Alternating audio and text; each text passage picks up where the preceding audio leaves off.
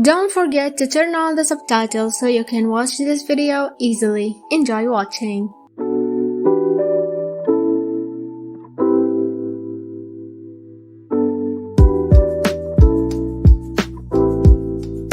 السلام عليكم، أهلا ومرحبا يا أصدقاء. بتمنى إنكم بخير وإنتوا عم تشوفوا فيديو اليوم، وإذا ما كنتوا بخير لا تقلقوا فالقادم أجمل. إذا كنتوا بتتابعوني لأول مرة فأهلا فيكم بعالمي. أنا سنة وهذه قناتي قناة Let's Try. بهالعالم رح أقدم لكم محتوى عن تعلم اللغات، الجورنال، مراجعات الكتب وغيره كتير.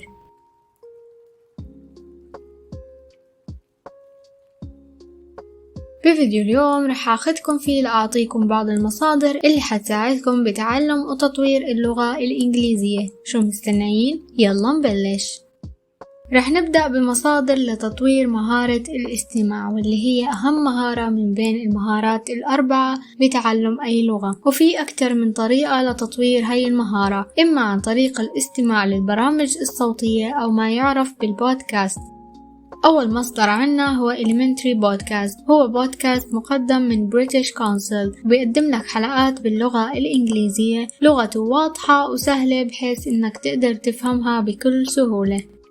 تاني مصدر هو Spotlight. هو عبارة عن موقع وتطبيق بنفس الوقت، حلقاته شبه يومية ومدة الحلقة ربع ساعة تقريبا، لغته هادئة وواضحة وسهلة الفهم. ثالث مصدر عنا هو QLips Podcast، وبيتكون من عدة سلاسل، منها سلسلة Simple Find Speech. بتتميز هي السلسلة لغتها الواضحة والبسيطة واللي فينك تفهمها بكل سهولة. أيضا فينك تطور لغتك من خلال مشاهدة الأفلام والمسلسلات، أو من خلال مشاهدة قنوات اليوتيوب بالمواضيع اللي بتحبها، لأنه هالشي كتير بيساعد بتعلم اللغة بحيث إنك بتسمعها بشكل دائم، بالتالي المفردات رح تثبت بعقلك وبتعرف تستخدمها بمكانها الصحيح. هذه الطريقة تسمى التعلم عن طريق المتعة. هلأ خلونا ننتقل لمصادر تطوير مهارة القراءة، وهي ثاني أهم مهارة من بين المهارات الأربعة. أول مصدر عنا لتطوير هاي المهارة هو موقع starrynari.com. هو عبارة عن قصص صوتية بيرفق معها القصة مكتوبة، بحيث إنكم تقدروا تقرأوا بنفس الوقت تسمعوا اللي عم تقرأوه، ومدة القصة بتتراوح حوالي الربع ساعة. ثاني مصدر هو American Stories Many Things. هو عبارة عن قصص صوتية بيرفع معها القصة مكتوبة أيضا، وبتتراوح مدتها لربع ساعة تقريبا. آخر مصدر للقراءة هو 600 Free Short Stories. هو أيضا عبارة عن قصص صوتية، ولكن هاي القصص بتكون قصص قصيرة بيرفق معها القصة مكتوبة، وبما إنها عبارة عن قصص قصيرة فمدتها غالبا ما بتتجاوز 2 إلى 5 دقائق. هلأ خلونا ننتقل لمصادر تطوير مهارتين المحادثة والكتابة. أول شي بالنسبة لمهارة المحادثة، فأفضل طريقة لتطوروها هي المحادثة الذاتية، وهي بإنك تحكي مع حالك عن أي موضوع، عن أي شي بدك إياه أو أي شي بتحبه. هالشي أبدا ما غلط، بالعكس كتير رح يساعدك بالتقدم. وخلي ببالك إنك فينك تغلط قد ما بدك، مو لازم كل غلط تغلطه وتصلحه أو حدا يصلح لك إياه. مجرد 5 دقائق يوميا كفيلة بإنها توديك لمرحلة عالية من التحدث. أما بالنسبة لمهارة الكتابة، فأفضل طريقة لتطويرها هي الكتابة الحرة، وهي إنك تخصص 5 دقائق يوميا وتكتب عن أي موضوع بيخطر عبالك، حتى لو إنك تكتب عن يومك أو عن أي شي صار معك. هالشي جدا رح ياخدك لمرحلة عالية، ولا تخاف من إنك تغلط، فهالشي كتير عادي، والإنسان الناجح بيتعلم من أخطائه. مو لازم تصلح كل كلمة أو حدا يصلح لك إياها، بالعكس اغلط قد ما بدك. وهلأ رح أعطيك بعض التطبيقات اللي هتساعدك كمان لتطور مهارة المحادثة والكتابة. أول تطبيق عنا إياه هو تطبيق HelloTalk. بهالتطبيق فينك تتعرف على أشخاص جدد من مختلف دول العالم، وغالبا بيكونوا عم يتعلموا نفس اللغة اللي انت عم تتعلمها. بإمكانك تختار الشخص اللي بيناسبك أو اللي بيناسب إنك تحكي معه، سواء كان عمره قريب لإلك أو هواياته مشابهة لهواياتك وغيره. والناس فيه جدا ودودين وبيحبوا يساعدوا الغير. ثاني تطبيق هو تطبيق لينكبي، وفيه بتقدر إنك تدخل لمجموعات أو غرف صوتية مع مجموعة أشخاص عشوائيين وتقعدوا تحكوا مع بعض وتطوروا لغتكم مع بعض.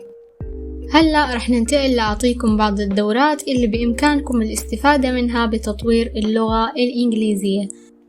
أول شي هو برنامج اللغة الإنجليزية التفاعلي المقدم من منصة إدراك، بيبدأ معكم من المستوى المبتدئ A1 إلى مستوى B2. هو من البرامج الجميلة المفيدة واللي بيركز لك على المهارات الأربع من كتابة من تحدث وغيرها، واللي بيميزه إنه مجاني. وأيضا في عدة مساقات موجودة على منصة إدراك مختصة باللغة الإنجليزية، سواء كانت للمحادثة بشكل خاص أو الكتابة أو القواعد وغيره، وكلها مساقات مجانية. تاني شي عندكم الدورات المقدمة من دار الشاب، وهي دورات مدفوعة لكن أسعارها معقولة نوعا ما، وكل بداية شهر بيبدأ التسجيل فيها. ثالث شيء هي الدورات المقدمة من IBYB، وهي دورات مجانية بإمكانك إنك تتابعهم لتعرف مواعيد التسجيل عنهم، ولتعرف عنهم أكتر روح شوف الفيديو اللي حكيت فيه عنهم وعن كيفية التسجيل معهم وعن تجربتي الشخصية معهم. آخر شي عنا هو تطبيق italki، وبيقدم لك دروس مدفوعة مع معلمين من مختلف العالم. بإمكانك إنك تختار أنسب معلم لإلك، وفينك تختار نوع الحصة، فمثلا عندك حصة تجريبية أو حصة محادثة أو قواعد وغيره، وفينك تختار سعر اللي بيناسبك، وأسعار الحصص فيه معقولة جدا. آخر نقطة راح أحكي لكم عنها بهالفيديو هو ساعة تطوير اللغة الإنجليزية المقدمة من دليلك للآيلتس اللي عملها عبد الرحمن حجازي. طبعا هو من أفضل الأشخاص اللي حيساعدوك لتطور لغتك، سواء كان لاختبار آيلتس أو ستيب أو باللغة الإنجليزية بشكل عام. تقسيم ساعة التطوير كالآتي: 30 دقيقة استماع برنامج صوتي، 20 دقيقة قراءة رواية، 5 دقائق كتابة حرة، و5 دقائق محادثة ذاتية. والشرط الوحيد عشان تستمر وتطور لغتك إنك تخلي هالساعة موجودة عندك كل يوم. طبعا رح أحط لكم روابط حسابات عبد الرحمن حجازي والحسابات تبعت دليلك للآيلتس أو ستيب، كلها رح أترك لكم إياها بصندوق الوصف. ونصيحة لإلكم لما تبدأوا تتعلموا اللغة لا تخلوا عندكم مصادر كتير، لأنه هالشي رح يشتتكم ويضيعكم ورح يجيكم إحباط إنكم تبدأوا تتعلموا، إنما خلوا عنكم مصدر واحد لكل مهارة. وطبعا عشان تكتشفوا المصدر المناسب لإلكم بإمكانكم تجربوا المصادر كلها لحتى تلاقوا المناسب لإلكم. وبهيك بنكون وصلنا لنهاية الفيديو. بتمنى انه عجبكم وانكم استفدتوا منه. رح احط لكم روابط المواقع بصندوق الوصف، رح ارسل لكم حسابات عبد الرحمن حجازي ايضا بصندوق الوصف كمان. اكتبوا لي بالتعليقات مصادر تانية انتوا بتستعملوها لتعلم اللغة الانجليزية غير اللي حكيتها وذكرتها لكم. لا تنسوا تشتركوا بالقناة اذا ما كنتوا مشتركين، فعلوا زر التنبيهات ليوصلكم كل جديد، وشاركوا القناة مع كل اللي بتحبوهن. وإلى لقاء آخر في فيديو جديد. دمتم في حفظ الله ورعايته.